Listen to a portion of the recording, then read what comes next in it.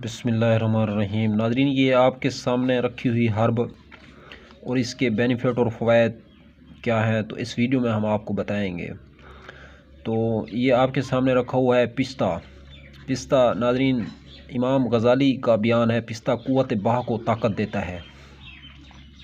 तो क़ुव्वत बाह जो है जिस्म के अंदर बेहतरीन रोल प्ले करती है, तो वजीफ़ा ज़ौजियत में भी ज़बरदस्त किरदार अदा करती है। मर्दों की कमर को मजबूत करती है और औरतों की कमर को भी मजबूत करती है। जिन लोगों को डिस्क के मसाइल होते हैं, कमर के अंदर L1 L2 L3 के प्रॉब्लम होते हैं, या जिन लोगों के मोहरे खुल चुके हैं या मोहरों में दर्द रहता है, पेन रहती है, जिस्म के अंदर दर्दें रहती हैं, तो जोड़ दर्द करता है, टखने में टक टक की आवाज़ आती है, तो उन हज़रात के लिए बेहतरीन दवा है ये पिस्ता के कम से कम 7 दाने दूध के साथ खा लें शाम को सोते वक्त, तो आपका गुर्दा जो है किडनी मजबूत हो जाती है, जोड़ों का दर्द दफ़ा हो जाता है, तो जिस्म के ऊपर लाली और खुशगवारी के आसार नमूदार होते हैं। चेहरा जो है चंद दिनों के अंदर दहकते हुए कोयलों की माने चमकने लगता है।